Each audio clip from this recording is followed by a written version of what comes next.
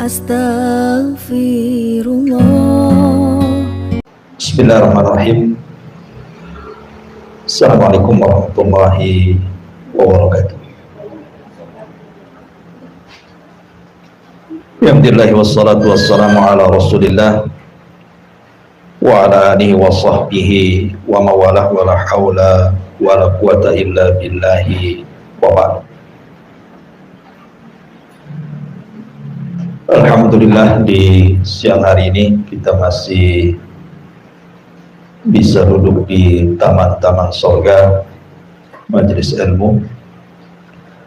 Salawat dan salam kita hadiahkan kepada Rasul kita Nabi besar Muhammad sallallahu alaihi wa ala alihi wasallam. Kita masuk pada bab ke-32, bab tentang takut hanya kepada Allah subhanahu wa ta'ala. Ma'asyiral muslimat yang dimuliakan Allah subhanahu wa ta'ala, terkadang dalam kehidupan kita ini ada hal-hal yang banyak kita takuti. Ada orang yang takut tidak bisa makan, ada orang yang takut akan masa depan dia dan anak-anaknya, ada orang yang takut tidak dapat pekerjaan, ada yang takut apabila dikeluarkan dari pekerjaan, atau mungkin lebih daripada itu, takut kepada berhala, kepada selain daripada Allah subhanahu wa ta'ala, dan begitu seterusnya. Jadi bab ini akan mengarahkan kepada kita tentang menempatkan rasa takut hanya kepada Allah subhanahu wa ta'ala. Allah subhanahu wa ta'ala berfirman tepat pada surah Al-Imran ayat 175. Innama dzalikumus syaitanu yukhawwifu awliya'ah fala takhafuhum wa khafuni in kuntum mu'minin. Sesungguhnya mereka tidak lain hanyalah setan-setan yang menakut-nakuti kalian dengan kawan-kawannya. Oleh karena itulah maka janganlah kalian takut kepada mereka, tapi takutlah kepada Aku, kata Allah, jika kalian benar-benar orang yang beriman kepada Allah subhanahu wa ta'ala. Ayat ini sebenarnya didahului dengan ayat sebelumnya,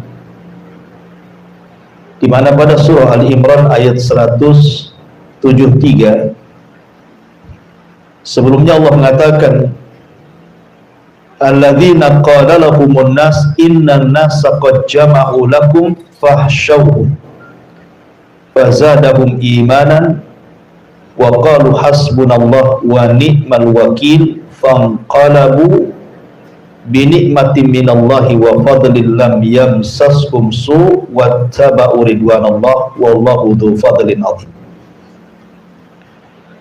Yaitu orang-orang yang mentaati Allah dan Rasulnya, yang ketika ada orang-orang yang mengatakan kepada mereka orang-orang kafir telah mengumpulkan pasukan, menambah pasukan mereka untuk menyerang kalian, karena itulah takutlah kepada mereka.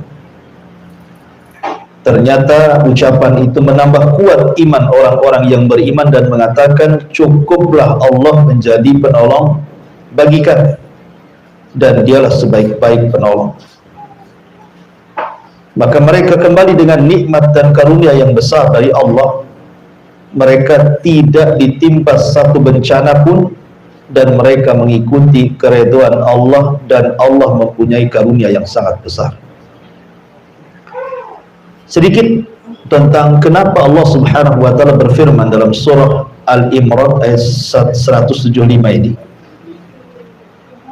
Jadi sebab turunnya begini, Bu. ketika kaum muslimin mengalami kekalahan dalam perang Badar, ke dalam perang Uhud. Memang betul-betul perang Uhud itu perang di mana kaum muslimin itu betul-betul kalah. Bahkan Nabi SAW diisukan meninggal karena ketika itu ada seorang sahabat yang mirip dengan Rasul namanya Mus'ab ibn Umair gugur di perang Uhud ini. Jadi sangkanya itu Nabi, sehingga tersebarlah isu kematian Rasulullah SAW di perang Uhud, padahal itu adalah kedustaan. Tetapi dengan tersebarnya isu kematian Rasul itu menciutkan sebagian hati para sahabat sehingga mereka mundur dan berakhir dengan mengalami kekalahan. Tetapi walaupun demikian, Allah Subhanahu wa taala menyelamatkan nabinya dan tidak benar berita kematian. Dan begitulah Allah Subhanahu wa taala jadikan kehidupan ini terkadang kalah, terkadang menang. Wa tilkal ayyam nudawiluha bainan nas. Terkadang hari-hari itu diputarkan oleh Allah Subhanahu wa taala. Ketika kemudian kaum muslimin sudah kembali ke Madinah, tiba-tiba kemudian Abi Sufyan ketika itu bicara kepada Abdul Qais, dan Abdul Qais ini seorang pedagang yang selalu berangkat dari Mekah ke Madinah. Jadi Abi Sufyan mengatakan, dan Abi Sufyan itu tokohnya orang Quraisy ketika itu belum masuk Islam, dan dia yang memimpin perang Uhud. Kata Abi Sufyan, "Ndak kemana kau Abdul Qais?" Kata Abdul Qais mengatakan, "Kami dan beberapa teman kami akan pergi ke kota Madinah." Kemudian kata Abi Sufyan, "Maukah engkau menyampaikan berita dariku kepada Muhammad? Mau enggak? Nanti ku berikan engkau imbalan." Akhirnya kemudian Abdul Qais dan kawan-kawannya sepakat mau. Akhirnya berangkatlah 3 orang ini dari Mekah menuju kota Madinah. Lah kemudian ketika Nabi SAW sampai di sebuah tempat namanya Hamra al-Asad, itu kepulangan dari Uhud, tiba-tiba kemudian utusan Abi Sufyan, Abdul Qais dan kawan-kawan ini menemui Rasul sebelum masuk Madinah, ketemu di Hamra al-Asad. Kemudian menceritakan pesan dari Abi Sufyan bahwa dia dan orang-orang musyrik Quraisy akan datang menyerbu dengan lebih banyak lagi pasukan dibandingkan di perang Uhud, bahkan akan menghabisi Rasul dan seluruh para pengikutnya. Maka Nabi SAW kemudian mencontohkan di hadapan para sahabat bahwa ancaman seperti itu tidak perlu gentar, tidak perlu takut, karena kemenangan itu bukan karena banyak jumlah atau kekuatan, tapi kemenangan itu datang dari Allah. Sehingga Rasul mengatakan, hasbunallah wa ni'mal wakil. Cukuplah Allah sebagai pelindung kita, dan dia adalah sebaik-baik pelindung. Maka para sahabat ketika Rasul mengucapkan kalimat itu semakin teguh keimanannya. Tapi rupanya apa yang dijanjikan Abi Sufyan bahwa mereka akan mempasukan besar tidak menjadi kenyataan, hanya gertak saja. Bahkan pasukan yang dibawa tidak banyak, bahkan mereka yang kemudian lari tunggang langgang kembali ke Mekah. Dari sini Allah Subhanahu wa taala katakan, sesungguhnya mereka itu tidak lain hanyalah setan-setan yang menakut-nakuti kalian dengan kawan-kawannya dari orang-orang musyrik Quraisy. Oleh karena itulah jangan kalian takut kepada mereka, tetapi takutlah kepadaku jika kalian benar-benar orang yang beriman. Jadi di sini orang-orang kafir Quraisy hendak menakut-nakuti Nabi dan para sahabatnya dengan pasukan yang banyak, persenjataan yang kuat, dan perlengkapan perang yang cukup, dan bisa mengalahkan Nabi dan para sahabatnya. Tentu kalau ini didengar oleh orang-orang munafik ataupun orang-orang yang lemah imannya, setelah mereka mengalami kekalahan, tentu mereka akan ciut nyalinya. Tapi Nabi SAW berusaha menanamkan rasa takut hanya kepada Allah. Jangan sampai kalian takut kepada mereka orang-orang kafir. Takutlah kepada Allah Subhanahu wa taala. Dari situlah maka ketika Nabi SAW memberikan contoh bahwa kita tidak boleh takut kepada manusia tapi takutlah kepada Allah, barulah para sahabat kemudian semakin kuat keimanannya. Ma'asyiral muslimat yang dimuliakan Allah Subhanahu wa taala. Inilah contoh Rasul sallallahu alaihi wasallam memberikan keteguhan kepada para sahabat untuk jangan takut kecuali kepada Allah. Dan Al-Qur'an itu kita ambil bukan karena sebab turunnya, tetapi karena umum lafadznya. Jadi syaitan itu memang sejak diciptakan dan menjadi musuh bagi manusia, memang dia selalu menakut-nakuti kita. Salah satu contohnya adalah, ibu bisa buka Al-Baqarah ayat 268.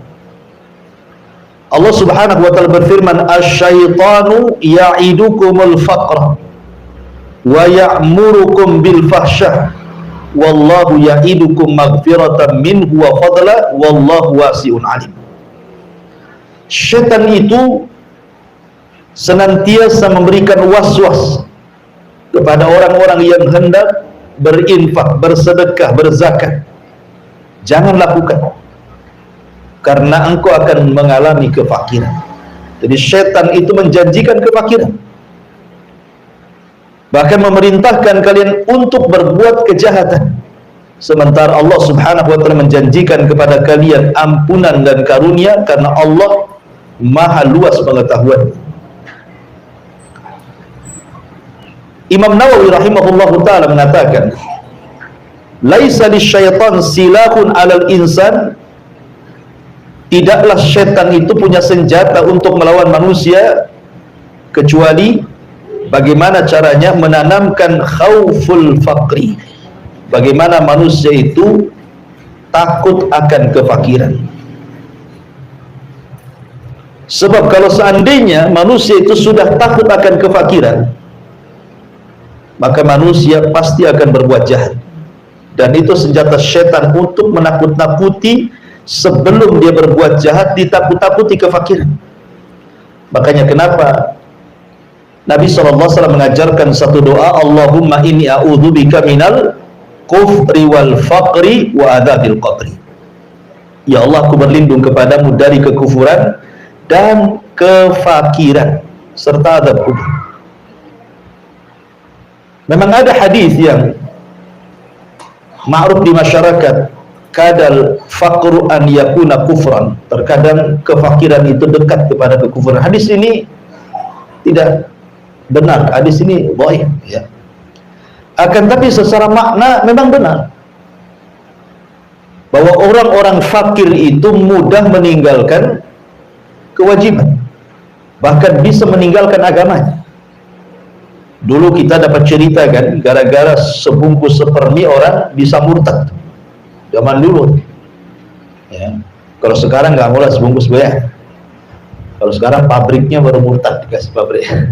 Jadi kadang-kadang kefakiran itu bisa mengakibatkan kekufuran, bisa meninggalkan agama. Bahkan terkadang dia bisa murka kepada Allah Subhanahu wa taala, menyalahkan Allah seolah-olah ujian dari Allah itu bagikan azab bagi dia. Makanya Nabi mengajarkan satu doa agar kita berlindung dari kefakiran dan juga kekufuran. Nah, di antaranya adalah ketakutan manusia kepada kefakiran ini mengantarkan kepada mencari pekerjaan haram. Karena dipikirnya bahwa mencari yang halal itu sulit.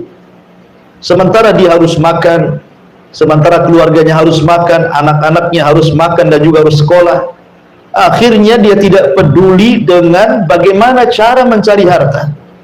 Makanya kenapa Nabi SAW sudah bersabda 14 abad yang silam itu, sayati alaikum zaman, akan datang zamannya kata Rasul, la yubalil mar'u bima akhadal mal. manusia sudah tidak akan peduli bagaimana cara mengambil harta, karena takutnya miskin. Sementara rasa takut ini adalah was-was yang dibentuk oleh syaitan untuk menakut-nakuti manusia, sehingga rasa takut yang dalam kepada kefakiran itu akhirnya mengantarkan mencari barang-barang atau pekerjaan-pekerjaan yang diharamkan Allah Subhanahu wa ta'ala. Ataupun mungkin kefakiran ini juga bukan hanya sekedar mengantarkan kepada mencari hal-hal yang kemudian diharamkan dari pekerjaan, terkadang juga sampai kepada membatasi keturunan. Ingat, Nabi SAW mengatakan, tazawwajul walud wal wadud fa inni mukathirun bikumul umam yaumal qiyamah. Kata Rasul, nikahilah wanita yang tukang beranak dan juga penyayang kepada suami. Kemudian Rasul mengatakan, karena saya akan berbangga dengan banyaknya umat pada hari kiamat. Tapi ada sebagian orang yang kemudian berpikir, kalau banyak anak ini, gimana cara ngasih makan? Gimana nyekolahkannya? Takut dia. Takut masa depannya. Pada Allah Subhanahu wa ta'ala mengatakan, nahnu narzukukum wa iyyahum, kami loh yang kasih rezeki kalian dan juga anak-anak kalian. Kenapa mesti pusing? Lah terkadang kemudian perasaan takut kepada selain Allah yang dihembuskan oleh syaitan, salah satunya kepada kefakiran, itu mengantarkan orang akhirnya membatasi keturunan, padahal tujuan pernikahan itu adalah memperbanyak keturunan, ya. Kemudian juga yang ketiga, terkadang juga banyak akhirnya kemudian anak-anak muda terhalang dari menikah. Alasannya belum ada pekerjaan, alasannya belum mapan, alasannya nanti saya kasih makan apa istri saya, gitu. Padahal Allah Subhanahu wa ta'ala jelas-jelas yang mengatakan bahwa iyakunu fuqara yughnihimullah. Kalau kalian fakir, nanti Allah kasih kekayaan. Dulu kita saja atau ibu-ibu dulu kan waktu menikah dengan suami ibu, awal-awal nikah kan banyak yang nggak punya rumah tuh. Tapi seiring dengan waktu, awalnya nyewa, akhirnya cari lahan, atau mungkin nyicil beli rumah, punya rumah. Yang nggak punya kasur sendiri beli kasur, punya kulkas, punya ini, punya itu, akhirnya lengkap satu rumah kan. Nah, siapa yang kasih itu kalau bukan karena Allah Subhanahu wa ta'ala? Dan itu sekali lagi bahwa itu adalah syaitan. Syaitan membisikkan di telinga anak-anak muda supaya menjauhi pernikahan, supaya tabatul, sehingga disuruh maksiat kepada Allah Azza wa Jalla. Karena kalau dia tidak menikah, dia tidak bisa melampiaskan nafsunya kepada yang dihalalkan, akhirnya melakukan hal-hal yang diharamkan Allah Azza wa Jalla. Dari sinilah kemudian Allah mengatakan, ya'idukumul faqra wa ya'murukum bil fahsya. Setan menjanjikan kefakiran, habis itu memerintahkan untuk berbuat kerusakan. Kemudian juga termasuk juga karena takut kefakiran, terkadang ada orang-orang tua yang punya anak gadis, gitu ya. Ketika sudah waktunya menikah, terkadang dia pilih-pilih jodoh tuh anak. Kalau dia tidak beragama tuh, mesti doktrin orang tuanya kepada anak gadis tuh, nah kalau cari jodoh cari yang mapan. Kalau bisa PNS, ya. Kalau bisa yang paslon yang banyak, kan gitu ya. Jadi kadang-kadang seperti itu. Ya minimalnya pengusaha katanya. Minimal pengusaha itu, maksimalnya apa? Menteri ya. Jadi kadang-kadang orang-orang yang kemudian mendoktrin anak-anaknya itu justru soal urusan dunia. Padahal kita tahu bahwa kenikmatan berumah tangga itu bukan disebabkan karena kekayaan. Bukankah Rasul yang mengatakan ketika memilih kriteria itu, kata Rasul, fadfar bidzatid din taribat yadak, ambil yang baik agamanya.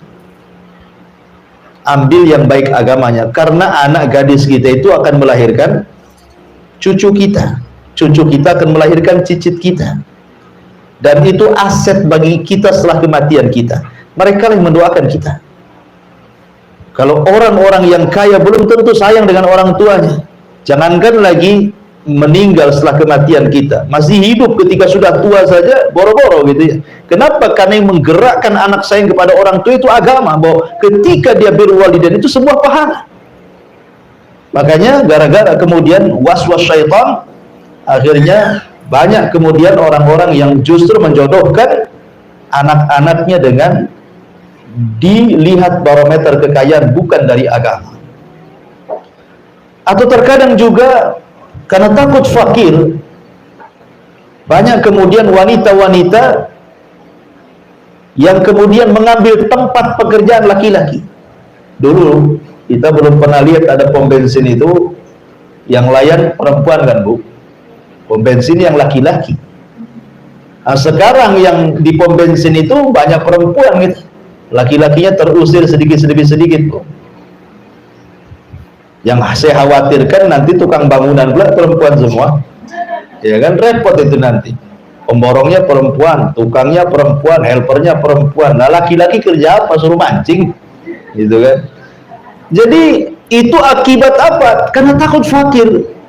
Kemudian gaya hedonis dipertontonkan dengan sinetron-sinetron yang isinya di rumah-rumah megah, gedung, belum lagi artis kalau ngupload video itu, wah semua kekayaannya, mobilnya, istananya, semuanya. Akhirnya orang-orang miskin menghayal kapan sekaya dia gitu.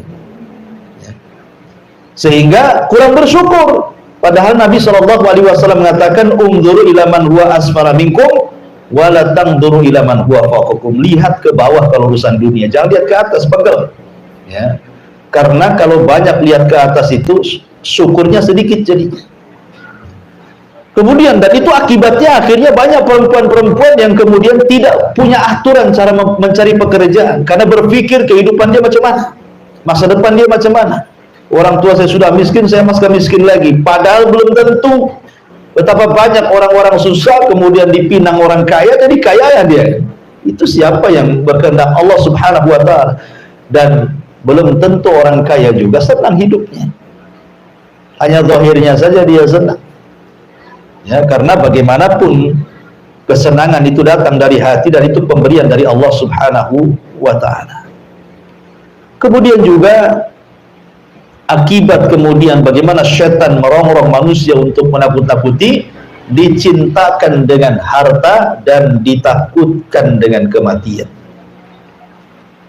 Bagaimana orang itu dicintakan dengan harta kemudian ditakutkan dengan kematian, akhirnya dia pun melanggar syariat dan mengikuti perintah syaitan. Ya.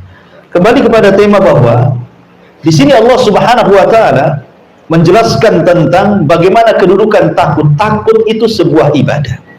Pada bab sebelumnya kita menjelaskan tentang al-mahabbah. Maka bab sekarang menceritakan tentang al-khauf. Kenapa di sini mu'alif rahimahullah ta'ala ingin menjelaskan tentang rukun-rukun ibadah hati. Jadi rukun ibadah hati itu ada 3 Ibu ya. Pertama al-mahabbah, perasaan cinta. Yang kedua al-khauf, perasaan takut. Yang ketiga ar-raja, perasaan mengharap. Ibadah itu harus didasari dengan cinta, jangan terpaksa. Ibadah itu harus didasari dengan takut supaya terangsang terus untuk melakukan ibadah. Ibadah itu harus didasari dengan harapan. Dengan adanya harapan berarti makin kita ini semangat untuk beribadah, karena di balik ibadah ada sorga, ada kenikmatan, dan begitu seterusnya. Itu disebut arkan, rukun-rukun ibadah hati. Dan rukun-rukun ibadah hati lebih mulia dibandingkan ibadah zahir. Ibadah hati itu jauh lebih mulia dibandingkan ibadah yang nampak. Gerakan-gerakan, bacaan-bacaan itu. Kenapa? Karena yang merangsang gerakan ibadah, gerakan dan ibadah bacaan itu adalah hati. Salat itu kan gerakan, tetapi yang paling penting itu khusyuknya. Khusyuk itu dalam hati.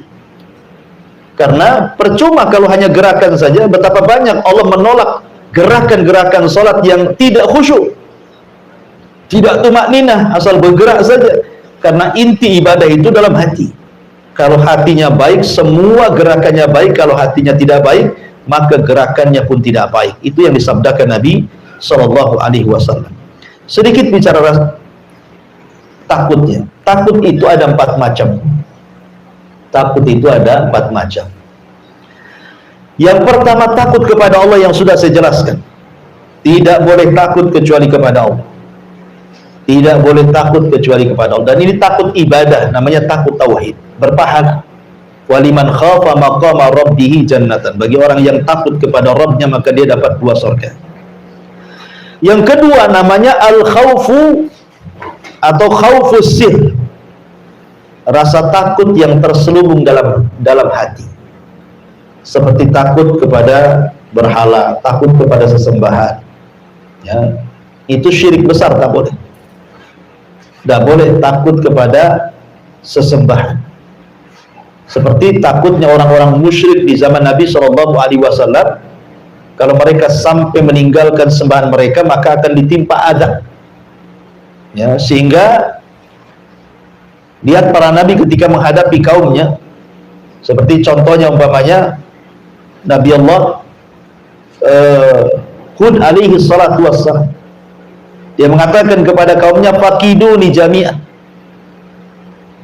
summa la yungdhar. Silahkan kalian bersepakat dengan berhala kalian, buat makar untukku, aku tunggu, jangan lama-lama, sekarang juga. Artinya Hud menanamkan bahwa kita tidak boleh takut kepada berhala-berhala. Takut itu hanya kepada Allah Azza wa Jalla. Ya. Tidak boleh orang takut seperti itu. Seperti takut, ya, seperti yang saya katakan tadi, banyak orang-orang yang kemudian menghambakan dinar, menghambakan dirham, menghambakan rupiah, dolar, dan juga ringgit karena takut. Takutnya itu takut tidak makan, takut tidak terlaksana keinginan dia, cita-cita dia, sehingga dia hambakan duit itu. Hari-hari dari pagi sampai pagi dia cari duit. Dia lupa sholat, lupa zakat, lupa segala-galanya. Dia menghambakan uang. Oh, sekarang kan berhalanya uang. Handphone berhalanya sekarang, ya, bukan batu lagi. Kadang-kadang sibuk main handphone, padahal sudah datang waktu zuhur, tidak peduli dengan zuhur tuh. Dengan asar tidak peduli, dengan maghrib, pokoknya nongkrongnya di handphone. Jadi berhala tuh handphonenya jadinya kan. Ini kalau kemudian dia lebih takut kepada selain Allah Azza wa Jalla dibandingkan takut kepada Allah, oh hati-hati. Ya, ini takut sir, ini syirik, kesyirikan, tidak boleh. Jadi masyarakat muslimat yang dimuliakan Allah Azza wa Jalla, ataupun datang ke kuburan-kuburan orang soleh, ke kuburan orang-orang soleh itu, dia takutnya kepada kuburan itu melebihi takut dia kepada Allah. Itu juga bisa mengantarkan kepada kesyirikan kepada Allah Azza wa Jalla. Kemudian yang ketiga, takut tapi tidak sampai syirik. Cuman rasa takut ini mengantarkan akhirnya meninggalkan yang wajib atau melaksanakan yang haram. Contoh, ibu diancam sama suami, ya, kau jangan sholat, nah itu ya. Akhirnya ibu takut, betul-betul tak sholat. Kenapa tak sholat? Takut sama suami. Kalau saya sholat, saya dipecat katanya kan. Saya ditalak, saya takutlah katanya. Atau dalam sebuah perusahaan, aturan perusahaan tidak boleh ada sholat. Akhirnya kemudian orang tidak mau keluar dari perusahaan itu. Jadi ketika ditanya, kenapa kau tidak keluar dari perusahaan itu? Ya, bukankah di perusahaan itu ketat tidak boleh sholat? Takut saya kalau keluar nggak ada kerjaan lagi, ya nggak apa-apalah kan itu ya. Akhirnya rasa takutnya meninggalkan yang wajib dan mengerjakan yang haram. Nah, ini takut haram, tidak sampai syirik, ya, takut haram. Dan yang terakhir tentu disebut dengan takut tabiat. Ya wajar ibu takut diancam orang, ya, ada preman ngancam kita takut, itu tabiat. Ya, takut sama buaya, apalagi buaya darat gitu ya kan. Jadi kalau memang takut seperti itu tabiat, tidak ada masalah. Tapi yang jelas bahwa dari semua takut itu yang paling utama takutlah kepada Allah Subhanahu wa ta'ala. Kemudian dalil yang kedua, Allah Subhanahu wa ta'ala berfirman, innama ya'muru masajidallah man amana billahi wal yawmil akhir wa aqama as-salata wa ata az-zakata wa lam yahsha illallah fa asa ulaika an yakunu minal muhtadin. Orang-orang yang memakmurkan masjid-masjid Allah hanyalah orang-orang yang beriman kepada Allah dan hari akhir, serta mendirikan salat, menunaikan zakat, dan tidak takut kepada siapapun selain kepada Allah. Mereka adalah orang-orang yang diharapkan termasuk golongan orang-orang yang mendapatkan petunjuk. Dalam ayat yang kedua Taubah 18 ini, Allah Subhanahu wa taala ingin menjelaskan kepada kita bahwa orang-orang yang memakmurkan masjid itu ada dua macam. Ada memakmurkan secara fisik, memakmurkan masjid secara fisik, seperti membangun masjid, ikut mewakafkan material-material masjid, entah besinya, entah semennya, entah kerikilnya, entah pasirnya, entah gentengnya, spandeknya, atau apalah yang berkaitan dengan pembangunan. Dan ini besar pahalanya. Sebagaimana Nabi SAW mengatakan, man bana masjidan lillahi kamif hasiqitatin au asghar banallahu lahu baitan fil jannah. Barang siapa yang membangun masjid walaupun sebesar sangkar burung atau lebih kecil dari sangkar burung, tetap Allah Subhanahu wa taala akan bangunkan bagi dia rumah di surga. Apa maksudnya? Imam Syaukani rahimahullah mengatakan maksudnya kan tidak mungkin kita pahami secara zahir hadis ini, Bu. Masa barang siapa yang membangun masjid walaupun sebesar sangkar burung, orang aja nggak masuk, ya burung aja yang masuk di situ kan? Ya, kan tidak mungkin orang bangun masjid segede sangkar burung. Seberapalah sangkar burung itu? Maksudnya kata Imam Syaukani hadis ini, maksudnya di sini kinayah bahwa sekecil apapun ibu nyumbang untuk pembangunan masjid, walaupun hanya satu lonjor besi, satu sak semen, satu gerobak pasir, satu gerobak koral, satu lembar spandek gitu ya, satu lembar baja ringan atau apalah kan, itu sudah cukup ibu dibangunkan satu rumah di surga. Ya, ini yang pertama. Kemudian makna yang kedua, bahwa yang dimaksud orang yang memakmurkan masjid itu memakmurkan secara ruhiyah. Ya, yang pertama membangun fisik, ataupun ya tadi membangunkan secara ruhiyah. Ruh kita dibangun di situ. Bukan hanya masjid saja dibangun, ruh kita dibangun dengan sholat kita di situ, dengan baca Quran di situ, dengan kita zikir di situ, akhirnya menghasilkan akhlak-akhlak yang mulia. Ya, karena masjid itu tempat tarbiyah. Orang kalau pulang dari masjid harusnya dia tidak mengucapkan kalimat kotor dan tidak melakukan perkara fasik. Kenapa? Karena Allah yang mengatakan inna sholata tanha 'anil fahsya'i wal munkar. Salat itu mencegah perbuatan keji, ucapan-ucapan kotor, dan mungkar, perbuatan fasik. Artinya bahwa pembangunan itu bukan hanya sekedar fisik saja. Ya, ini yang banyak sekali dilakukan di masyarakat kita. Masjidnya aja bagus-bagus gitu ya. Masjidnya megah-megah, pakai AC gitu. Luar biasa sekarang masjid di zaman sekarang. Tapi membangun orang-orangnya itu yang kurang. Sehingga banyak masjid bagus kosong dari jamaah. Tahu-tahu yang azan dia, yang imam dia, yang makmum dia gitu. Dia aja gitu, dia saja. Nah, yang lain kemana? Padahal sebenarnya yang paling utama itu membangun ruh dibandingkan fisik. Membangun ruh dibandingkan fisik lebih utama. Ya. Tapi juga bagaimanapun dua-duanya juga utama. Makanya Allah Subhanahu wa taala mengatakan orang-orang yang memakmurkan masjid-masjid Allah itu ya orang-orang yang beriman kepada Allah dan hari akhir, melaksanakan salat, menunaikan zakat, dan yang paling penting syahidnya di sini walam yahsya illallah, walam yahsya illallah, dan dia tidak takut kecuali kepada Allah Azza wa Jalla. Kalimat yahsya itu beda dengan al-khauf. Kalau pada ayat yang pertama Ali Imran ayat 175, Allah membahasakan takut itu dengan kalimat al-khauf. Tetapi dalam surah At-Taubah ayat 18 Allah membahasakan takut itu dengan kalimat khasyah. Apa bedanya al-khauf dan khasyah? Kan kalau terjemahkan ke bahasa Indonesia kan sama-sama takut. Kata ulama mengatakan khasyah lebih tinggi dibandingkan al-khauf. Karena khasyah itu diiringi dengan pengetahuan, dengan ilmu, dan dengan ta'zim, mengagungkan Allah Azza wa Jalla.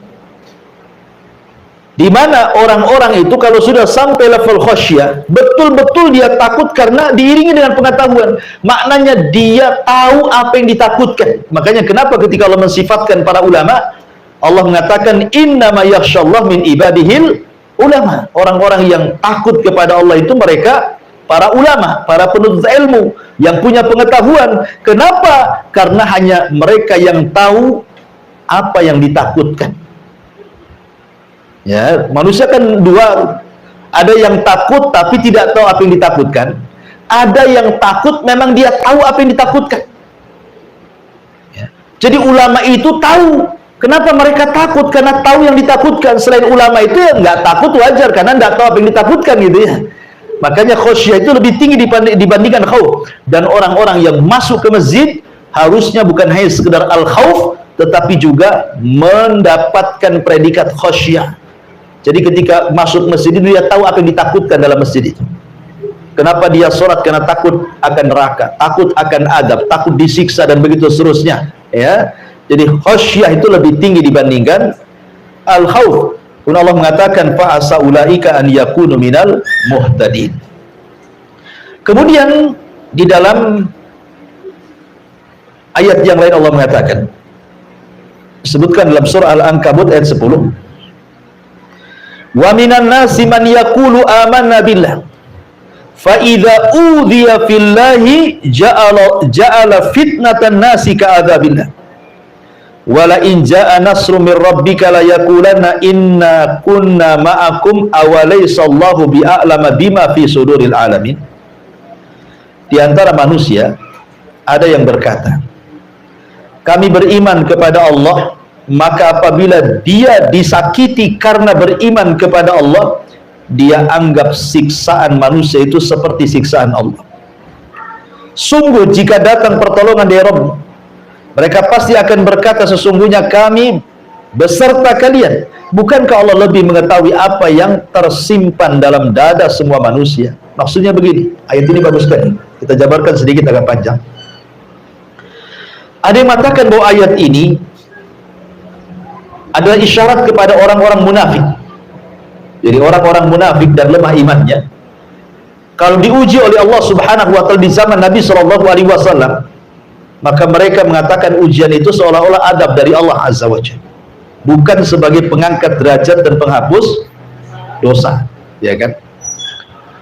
Berbeda dengan orang-orang yang beriman, justru mereka menjadikan ujian Allah itu sebagai keyakinan bahwa Allah sedang mengangkat derajatnya dan Allah sedang menghapus dosa-dosanya dan Allah sedang menggembleng dari kesabarannya. Karena begini Bu ya, manusia di depan ujian Allah Subhanahu wa taala itu ada 4 macam. Kalau seandainya ibu diuji oleh Allah, sakit, berkepanjangan, ekonomi lagi bermasalah, apalagi BBM naik gitu, semua naik jadinya Bu ya, sampai COD aja naik tuh, Shopee aja naik ongkosnya katanya. Naik semua ibu ya, sampai ibu pun naikkan juga uang belanjanya itu sama suaminya. Kenapa dinaikkan deh? BBM naik Pak, nggak dengar BBM naik katanya. Ada yang sampai seperti itu. Jadi kalau ada orang diuji nih, entah itu kematian orang dicintainya, atau mungkin kefakiran hidupnya, atau penyakit yang dideritanya, dan begitu seterusnya. Manusia itu menghadapi ujian itu ada 4 kategori, ada 4 orang, ada 4 macam. Yang pertama ada orang yang Masya Allah tasakhut Bu. Tasakhut itu artinya enggak redho dengan ujian, enggak ikhlas dengan musibah ya, kayaknya musibah ini azab dari Allah Subhanahu wa taala bagi dia. Bahkan lebih parah lagi, bukan hanya hatinya saja tidak ikhlas, tidak redho Bu, lisannya pun kadang-kadang ikut menunjukkan ketidakredhoan. Lisannya itu ngomong, kenapa mesti aku terus, kenapa nggak tetangga sebelah saja katanya gitu ya, kenapa aku sakit terus, itu kapan sembuhnya, salah apa saya ini ya Allah. Jadi kan ada orang yang nampak dari lisannya, kenapa si anak saya saja nggak naik kelas, kenapa anak si fulan nggak naik terus, ya karena bodoh mungkin anaknya. Jadi ada yang kemudian itu menjadikan ujian itu betul-betul tasakhut, dia nggak redho, dia marah-marah dia.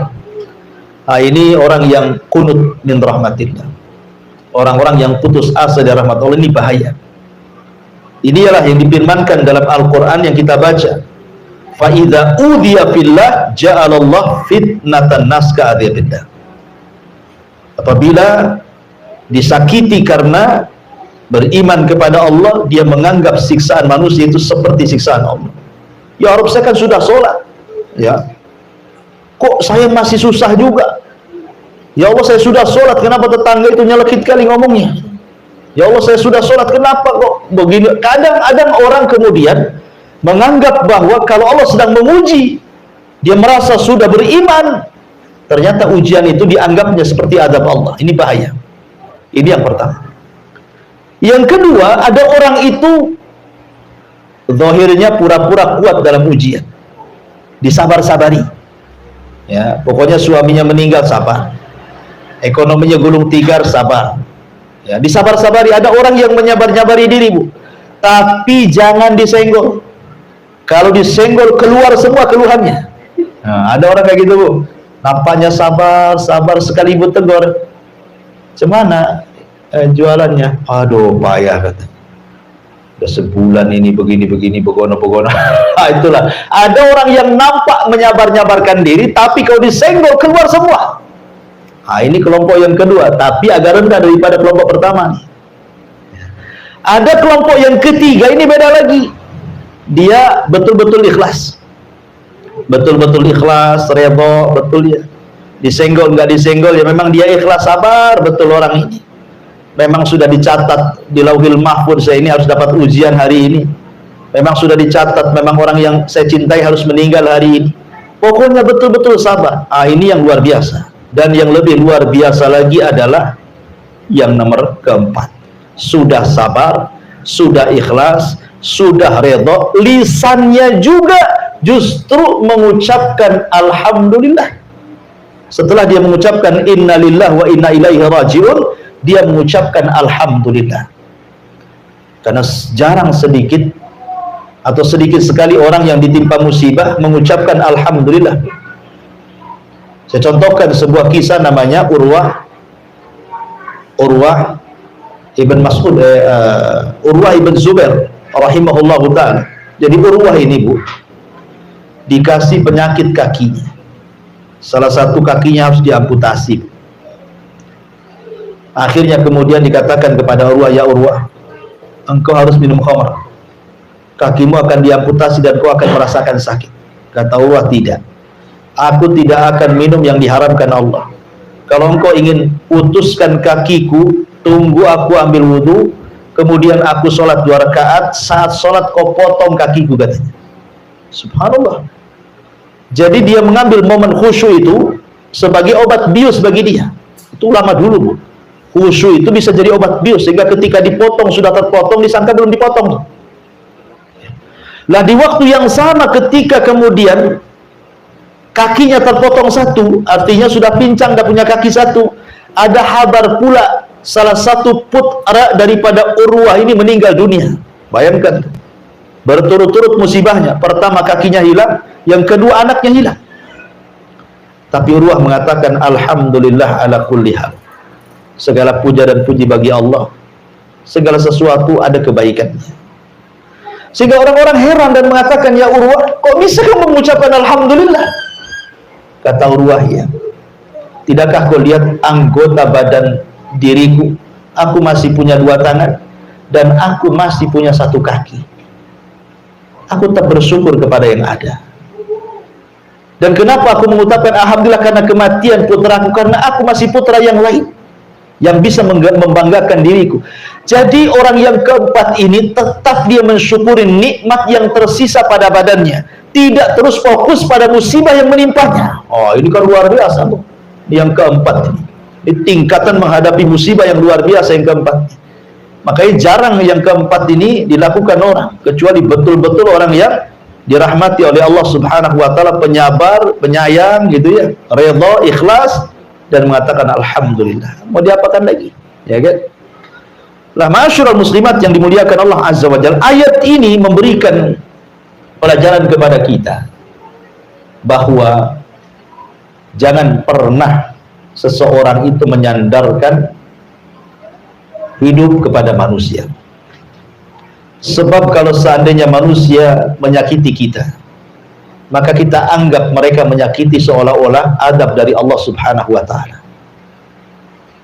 Makanya nanti hadis setelahnya Nabi sallallahu alaihi wasallam mengatakan, "Manil tamas ridallah bi sakhatin nas radhiyallahu anhu wa arda, anhun nas wa man iltamasa ridhan nas bi sakhatillah sakhitallah alaihi wa askhata alaihi nas. Barang siapa yang mencari keridhaan Allah walaupun membuat orang marah, maka Allah akan redha kepadanya. Dan barang siapa yang mencari keridhaan manusia dengan perkara yang bisa mendatangkan kemarahan Allah, maka Allah akan marah kepadanya dan membuat orang-orang jadi marah kepadanya. Jadi memuliakan diri sendiri, jangan pernah menyandarkan kepada orang lain. Sebab kalau seandainya orang ini kemudian terputus dari kita, itu sakitnya itu luar biasa, dan dianggap ini ujian terberat bagi dia, dan ini azab yang Allah timpakan kepada dia. Saya contohkan dari sejarah, Bu ya. Nabi SAW ketika pulang dari Taif, Rasul pulang dari Taif, dikiranya kan di Mekah dia sudah tidak bisa lagi berdakwah, karena 18 kabilah sudah mengancam dia, akan dibunuhnya kalau dia tetap berdakwah di Mekah. Terpaksalah Rasul harus cari areal baru, berangkat ke Taif dengan harapan para pembesar Taif mau melindungi Rasul dan mau bisa tinggal di Taif sambil melanjutkan dakwah tauhid. Rupanya pembesar-pembesar Taif seperti Abdu Al-Layali, kemudian Al-Habib Ibn Amr, kemudian Mas'ud Ibn Amr, 3 tokoh Taif ini betul-betul mengusir secara telak kepada Rasul. Baru datang sudah diusir. Tidak cukup diusir, dilempari batu. Tidak cukup dilempari batu, anak-anak sudah namburi. Tidak cukup itu, dicaci maki oleh wanita-wanita Taif. Nabi SAW harus kemana coba, Bu? Ke Mekah tidak bisa masuk karena diancam dibunuh. Mau masuk Taif lagi tidak bisa karena dilempari batu. Tetapi tidak pernah keluar dari lisan Nabi SAW sebuah kata-kata bahwa ujian ini merupakan azab dari Allah. Rasul tidak pernah mengatakan, ya Allah, apakah ini balasan orang yang mengemban risalah?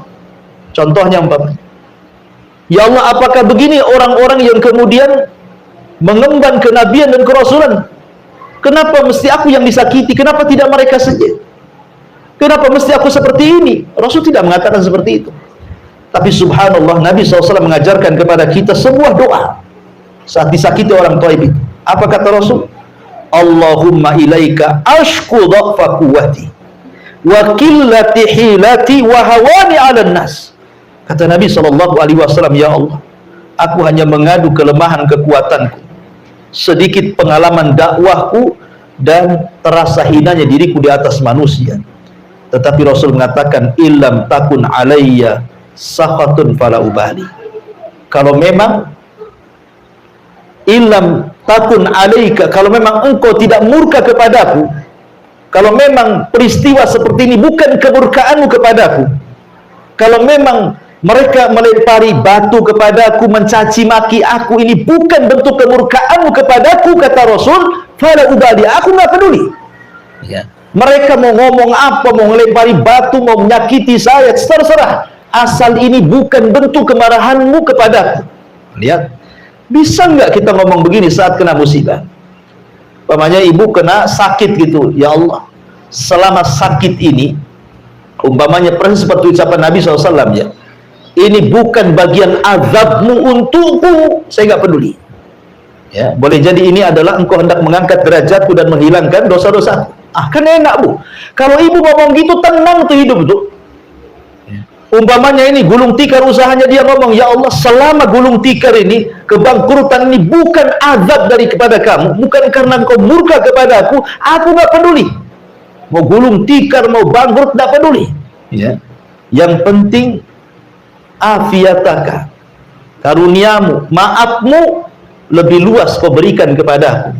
Itu yang dikatakan Nabi SAW, ghairu anna afiyataka hiya awsa'ali, akan tetapi maafmu kepadaku lebih luas dibandingkan murkamu kepadaku. Kalau orang ngomong begini saat kena musibah, Bu, tenang satu dunia, Bu. Nggak ada orang yang menjerit-jerit, apalagi sampai curhat kemudian di FB, itu nggak ada, Bu. Ya kan? BBM naik, curhatnya macam-macam itu, dari A sampai Z, setiap hari statusnya itu aja. Ya, kalau dia mengatakan seperti itu kan enak, Bu, ya kan? Tenang, tidak sedih, tidak khawatir, tidak takut. Itu yang diajarkan Nabi SAW. Tapi betapa banyak sering saya katakan kan, apabila anaknya sakit, dia mengeluh dan mengatakan, "Ya Rob, kenapa anak saya yang sakit?" Apabila ditimpa musibah, dia mengatakan, "Ya Rob, asi aku aja kena musibah, kenapa si anu tidak?" Nah, ketika kemudian gulung tikarnya, "Ya Rob, kenapa mesti usahaku yang gulung tikar? Kenapa si anu itu kok bagus sekali usahanya? Apa salahku?" Kan ada orang-orang kayak gitu ya. Ini sama dengan firman Allah, "Fa idza udiya fillah ja'ala fitnatan nas ka'adzabillah." Apabila diuji gitu ya, maka dia menjadikan ujian itu seolah-olah azab dari Allah Subhanahu wa taala. Tidak, terkadang Allah Subhanahu wa taala menghendaki seperti itu supaya ada kebaikan yang kita tidak tahu hikmahnya. Makanya Allah mengatakan, "Wa asa an taqru syai'an wa huwa khairul lakum." Boleh jadi sesuatu yang kita benci itu ada kebaikan di situ. Mana tahu gitu kan, itu rahasia Allah. Betapa banyak orang-orang yang keluar dari perusahaan ya, karena mungkin di PHK. Rupanya Allah mempersiapkan usaha yang jauh lebih berkah, lebih banyak, lebih bagus lagi dibandingkan ketika dia kerja di situ. Betapa banyak itu sudah banyak kok dilakukan orang-orang. Ya, jadi kenapa mesti takut? Takut dengan rezeki, takut dengan kebahagiaan semua milik Allah. Tinggal minta kepada Allah yang Maha Kaya, ya kan? Ma'asyiral muslimat yang dimuliakan Allah Azza wa Jalla, makanya pentingnya seseorang itu membangun kebahagiaan dari diri sendiri. Jangan pedulikan ucapan orang. Gara-gara ucapan orang, kadang-kadang orang akhirnya ciut, tidak mau keluar rumah. Ya, ada juga yang kemudian bunuh diri gara-gara ucapan orang itu. Ngapain dipedulikan ucapan orang? Jangan jadikan ucapan orang itu adab dari Allah. Biarkan mereka bicara, nggak usah dipedulikan, gitu maksudnya ya. Maka jangan sampai ujian itu dijadikan fitnah yang seolah-olah adab dari Allah Subhanahu wa taala. Kemudian mu'alif rahimahullahu taala mulai masuk pada hadis Nabi SAW.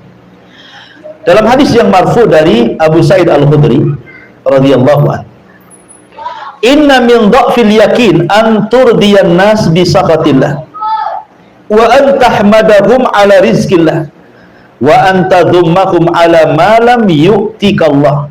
Inna rizqallah la yajurruhu hirsu harisin wa la yarudduhu karahiyatu karihin." Hadis ini secara sanad dhaif jiddan. Hadisnya sangat lemah sekali, tidak bisa dijadikan hujah. Akan tetapi boleh jadi mungkin ini dikatakan mauquf kepada perkataan Abdullah ibn Mas'ud radhiyallahu anhu, yang kurang lebih semana dengan perkataan ini. Sesungguhnya di antara bentuk lemahnya iman adalah mencari keridhaan manusia dengan melakukan perkara yang bisa mendatangkan kemurkaan Allah. Memuji orang lantaran rizki Allah yang diberikan lewat mereka, dan mencela orang lantaran rizki Allah yang tidak diberikan lewat mereka. Sesungguhnya datangnya rizki Allah tidak dapat dipercepat dengan semangat seseorang yang mengelola untuk mendapatkannya, begitu juga tidak dapat ditinggalkan oleh kebencian seseorang yang membencinya. Subhanallah, ini banyak terjadi di masyarakat ya, bahwa terkadang manusia itu ingin mencari keridhaan manusia, tetapi dengan cara yang membuat Allah murka. Ya, banyak orang yang kemudian mencari ridha manusia, tidak peduli Allah murka atau tidak murka. Itu banyak sekali di masyarakat. Ya, umpamanya orang bekerja di perusahaan, yang penting dia nggak dipecat, nggak apa-apalah, dilarang sholat pun nggak apa salah katanya. Yang penting saya bisa kerja, bisa digaji di sini. Kadang-kadang seperti itu. Atau masuk kerja dengan cara nyogok, dengan cara rasuah, gitu ya. Kecuali ngambil hak ya, dengan cara rasuah nggak peduli. Jadi jangan kemudian mencari redha orang dengan kemurkaan Allah Subhanahu wa taala, atau mungkin sebaliknya. Karena namanya manusia itu tidak semua suka dengan kita, tidak semua benci dengan kita. Makanya hati para ulama, hati orang-orang mulia itu adalah hati yang tidak berubah. Kalau ibu ini orang berakal, orang mulia, jangan pernah merubah hati gara-gara celaan, dan juga jangan pernah merubah hati gara-gara pujian. Bagi ibu pujian dan celaan sama saja. Jangan kalau ibu dipuji langsung ibu masuk kamar kemudian bercermin, gitu ya. Jadikan ibu cerminnya.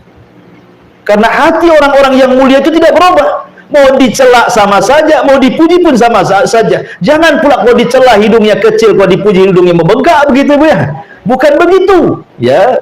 Supaya kita ini tidak ciut kalau ada orang yang tidak suka dengan kita. Karena orang berbuat baik saja, tidak semua orang suka dengan kita, apalagi berbuat jahat. Ya, maka dari sini jangan mencari redha manusia di atas kemurkaan Allah Subhanahu wa ta'ala. Karena bagaimanapun kemuliaan itu datang dari Allah. Siapa yang Allah muliakan, tidak ada makhluk yang bisa menghinakan. Siapa yang Allah hinakan, tidak ada makhluk yang bisa mengangkat derajatnya. Dan mengangkat derajat itu bukan karena harta. Kalau memang itu, kenapa pula Qarun difirmankan fakhasafna bihi wa bidarihil ardh. Kami tenggelamkan Qarun berserta seluruh harta-hartanya. Ya. Kalau memang kemuliaan itu ada pangkat dan jabatan, bagaimana pula kemudian Fir'aun ditenggelamkan? Fa'aghraqnahum. Kami tenggelamkan Fir'aun. Kalau memang kemuliaan itu datang dari kesehatan dan anak-anak yang banyak, kenapa Walid ibn Mughirah difirmankan sa'uslihi saqar, saya akan masukkan kau ke neraka saqar? Kalau memang kemuliaan itu ada pada kesombongan, kekuasaan, kenapa Namrud dibunuh oleh seekor nyamuk yang masuk ke hidungnya, bersarang di otaknya 40 tahun kemudian meninggal? Ya. Semua diadab oleh Allah. Jadi kemuliaan itu milik Allah Subhanahu wa ta'ala. Kalau ingin cari kemuliaan, minta kepada Allah. Jangan minta kepada manusia. Jangan pula minta penilaian manusia. Tidak perlu dinilai manusia. Yang penting kita dapat nilai dari Allah Subhanahu wa ta'ala. Kemudian dari hadis yang terakhir, Aisyah radhiyallahu anha menuturkan bahwa Nabi SAW bersabda, "Manil tamasa ridallah bisakhatin nas, radhiyallahu anhu wa arda anhu nas." Barang siapa yang mencari keridhaan Allah walaupun membuat orang marah, maka Allah akan redha kepadanya dan membuat orang-orang jadi redha kepadanya. Tapi sebaliknya, wa man iltamasa ridwan nas bi sakhatillah sakhitallahu alaihi wa ashata alaihi nas. Barang siapa yang mencari keridhaan manusia di tengah-tengah kemurkaan Allah, maka Allah murka kepadanya dan Allah akan buat manusia murka kepadanya. Sebenarnya perkataan Aisyah radhiyallahu anha ini adalah balasan surat kepada gubernur, kepada seorang sahabat namanya Muawiyah ibn Abi Sufyan ketika menjadi gubernur di Syam. Jadi Muawiyah bin Abi Sufyan ini mengirim surat kepada Aisyah radhiyallahu anha, "Wahai Aisyah ummul mukminin, berikan nasihat pendek kepadaku. Berikan wasiat pendek, nasihat pendek kepadaku." Maka Aisyah radhiyallahu anha kemudian menulis dari Aisyah ummul mukminin kepada Muawiyah bin Abi Sufyan, "Amma ba'du, aku sesungguhnya mendengar sabda Nabi sallallahu alaihi wasallam, barang siapa yang mencari keridhaan Allah walaupun membuat orang marah, maka Allah akan redha kepadanya dan membuat orang akan redha kepadanya. Dan barang siapa yang mencari keridhaan manusia dengan perkara yang mendatangkan kemarahan Allah, maka Allah akan murka kepadanya dan Allah akan jadikan manusia juga murka kepadanya." Jadi ini isi surat kepada Muawiyah dari Aisyah radhiyallahu anha ummul mukminin. Dan dari sini ada pelajaran bahwa sekali lagi jangan pernah takut kecuali kepada Allah. Katakan ibu yang benar walaupun manusia marah. Selama perkataan ibu ini hak, ibu mengajak dakwah kepada tauhid keluarga, walaupun satu keluarga benci sama ibu, tidak ada masalah.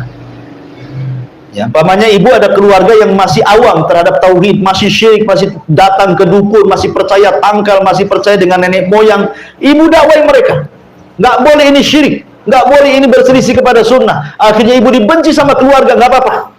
Yang penting ibu dapat keridhaan Allah Azza wa Jalla. Daripada ibu diamkan, yang penting keluarga dekat dengan ibu tapi keluarga syirik dibiarkan. Janganlah nanti kalau saya kasih tahu nanti pula saya pula nanti jauh dari keluarga. Itu namanya mencari keridhaan manusia di atas kemurkaan Allah tuh. Ya, sampaikan yang benar, qulil haq walau kana murra. Sampaikan kebenaran walaupun itu pahit rasanya. Karena kadang menyampaikan yang hak itu memang perlu pengorbanan. Ya, perlu pengorbanan. Ya, terkadang konsekuensinya tadi akhirnya dijauhi orang, akhirnya dibilang macam-macam. Nabi loh dibilang gila, penyair, tukang tenun, penyihir. Gara-gara apa? Menyampaikan tauhid, menyampaikan yang benar. Yang penting Allah redha, sekalipun satu dunia benci, tidak ada masalah. Itulah perkataan Nabi SAW tadi, illam takun alayya sakhotun fala ubali, selama engkau tidak murka kepadaku, aku gak peduli. Ya, itulah yang harusnya jadi prinsip hidup bagi kita semua. Wallahu alam. Ini yang bisa sampaikan dari bab yang ke-32, takut kepada Allah. Silakan kita buka tanya jawab.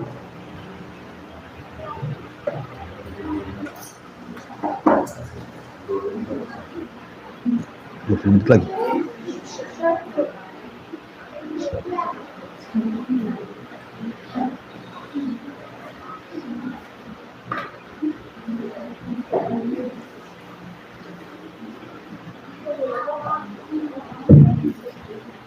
Assalamualaikum warahmatullahi wabarakatuh. Ya, waalaikumsalam warahmatullahi wabarakatuh. Ustaz, Ana mau tanya, kalau kita nggak bisa mengatakan itu azab dari Allah, salahkah kita mengatakan mungkin ini teguran dari Allah gitu, atau pada Allah gitu?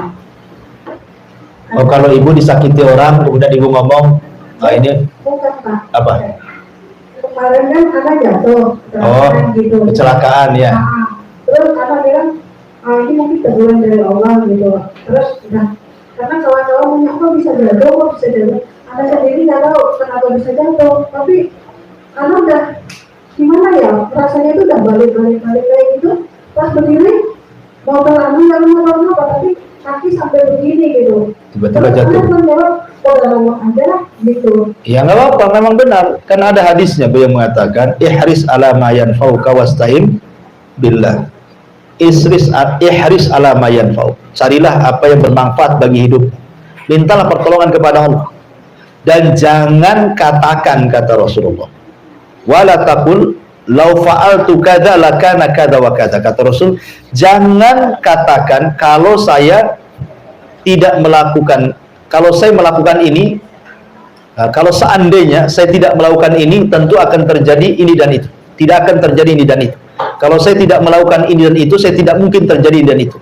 Seperti kalau saya tidak jalan ke sana, mungkin saya tidak jatuh. Kalau saya tidak jalan ke sini, mungkin saya tidak selamat. Itu tidak boleh.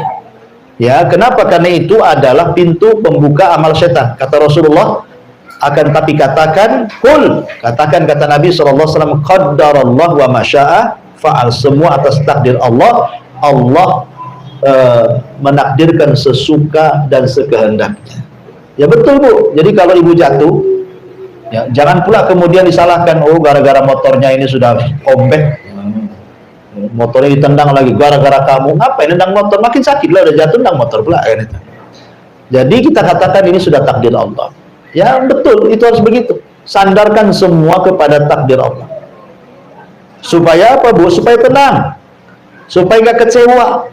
Karena orang yang tidak menyandarkan takdir kepada itu kecewa. Kenapa saya harus jalan ke sana? Tahu ke sana itu ramai, akhirnya saya jadi jatuh. Akhirnya disalahkan, tuh kan gara-gara jalan ke sini, akhirnya kan kecewa dia. Maka nggak usah, ya.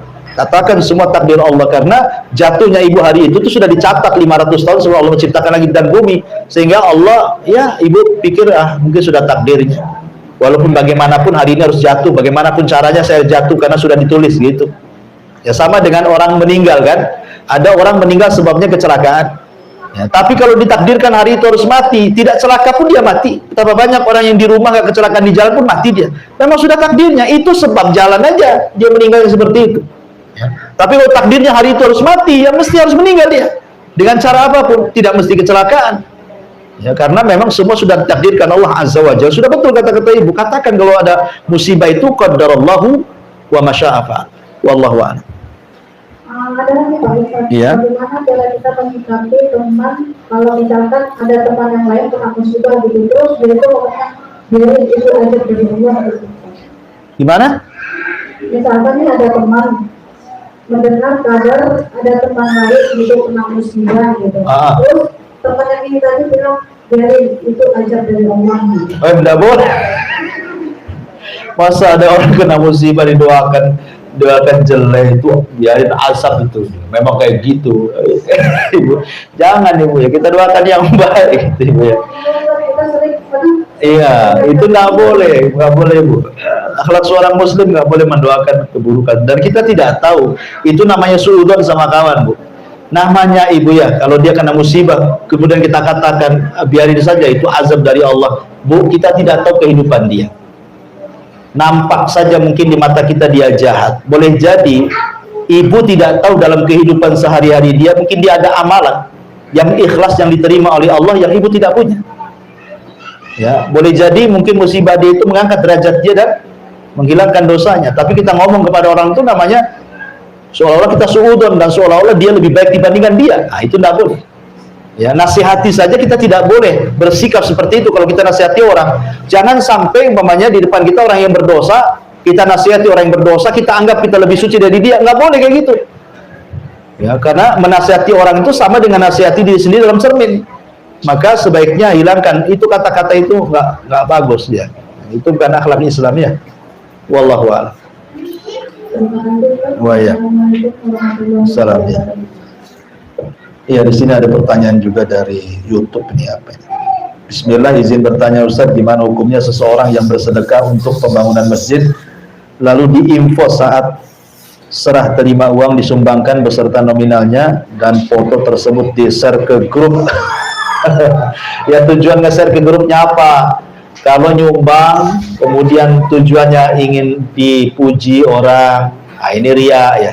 Tapi kalau tujuan nge-share-nya itu ngasih contoh ya, supaya yang lain juga ikut infak ya enggak apa-apa. Cuman kan biasanya ya agak sedikit sulit lah gitu ya, karena hati itu kan dibolak-balikan sama Allah. Ya kembali ke niat lah, innamal a'malu binniyat. Wallahu a'lam. Ya Bu, karena asar sebentar lagi mungkin kita tutup pertanyaan sampai di sini. Subhanallah bihamdika asyhadu an la ilaha illa anta astaghfiruka wa atubu ilaik. Allahu ta'ala alam. Assalamualaikum warahmatullahi wabarakatuh.